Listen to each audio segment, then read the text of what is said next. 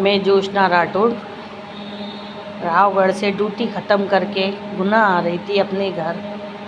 मुझे बाल किशन शर्मा नायब नाजिर गुना का रोक कर मुझे धमकी दे रहा है कि मैं तेरे बच्चों को जान से मार डालूँगा तूने अगर मेरी बात नहीं मानी।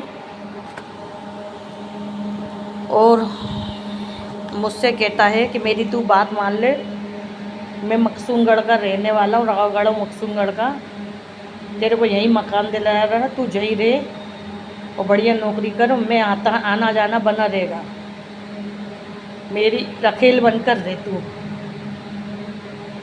और कह रहा है मैं परमानेंट भी करा दूंगा और वो पूरा पैसा दिला दूंगा। गुनाहों की मत सोच, अब तू मेरी बात मानेगी, मुझे खुश रखेगी तो मैं तेरे को सब कर दूंगा।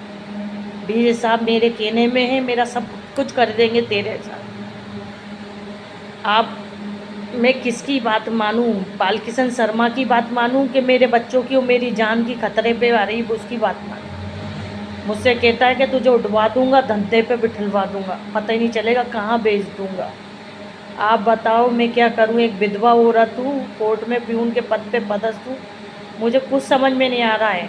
मैं चांचौड़ा पोस्टिंग थी, जब भी इसने मेरी गाड़ी के आगे गाड़ी रोक के धमकी दी थी और मैंने सी हेल्पलाइन पे कंप्लेंट भी करी थी, उसकी मेरी कोई सुनवाई नहीं गई। मेरे गुना में भी कंप्लेंट करी थी, चांचौड़ा में भी करी, मेरे पास सबकी नकल है।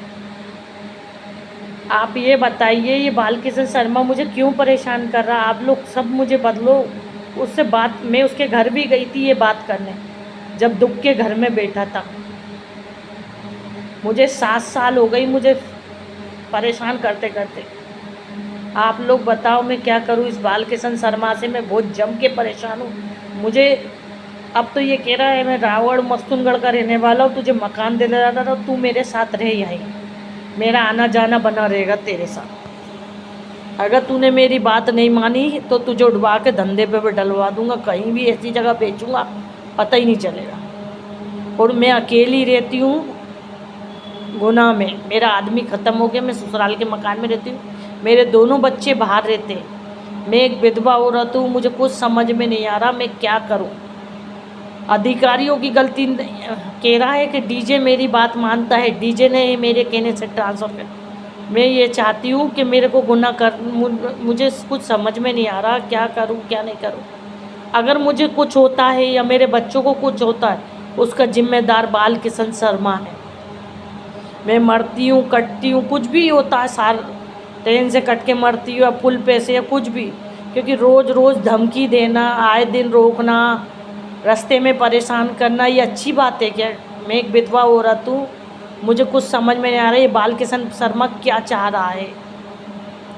अगर ये मुझे रखना चाह रहा है तो मुझसे सबके सामने शादी कर ले, मैं रखेल बन के क्यों रहूँ किसी की? मेरे 2 बच्चे हीरे जैसे, मैंने उनके नाम से ज़िंदगी काट दी, अब मुझे ये परेशान कर रहा है। ये बताओ मेरे लड़के के ऑपरेशन के टाइम पे मुझे पैसों की लालच दी इसने, मैंने इससे पैसे नहीं लिए, तो इसने जब से मुझे परेशान कर रहा। आज 7 साल हो गए, 2019 में मैंने लड़के ऑपरेशन कराया था। चांचौड़ा में भी इसने मुझे परेशान करा था जब सी हेल्पलाइन पर कंप्लेंट करी थी, आरोन में भी इसने मुझे परेशान करा था और रावगढ़ में भी परेशान कर रहा है। और ये कहता है कि तुझे गुनाह नहीं आन दूंगा। ये क्या जज है कि जो फैसला करता है? मैं न्यायाधीश से फैसला चाहती हूँ कि मेरा फैसला किया जाए कि ये क्या चाह रहा है, इससे पूछो और मुझे है ना अपने घर गुना ट्रांसफ़र करो। मेरा कोई नहीं है, अगर मैं मरती हूँ कटती हूँ कुछ भी होता है या मेरे बच्चों को कुछ होता है उसका जिम्मेदार बाल किशन शर्मा है, जो गुना का नायब नाजिर है, जो मुझे रोक के, आज भी उसने मुझे रोक के ड्यूटी पे परेशान करा, रास्ते में रोका। आपसे गुजारिश है कि मेरे को ज़्यादा से ज़्यादा शेयर करो और बाल किशन शर्मा को सज़ा दिलवाने में मेरी मदद करो। जब ये कोर्ट का नाजिर होके इतने पावर में है, 7 साल से मुझे परेशान कर रहा है, तो क्या बात है कुछ समझ में नहीं आ रहा मुझसे। मैं चाहती हूँ कि मेरी फरियाद सुनी जाए।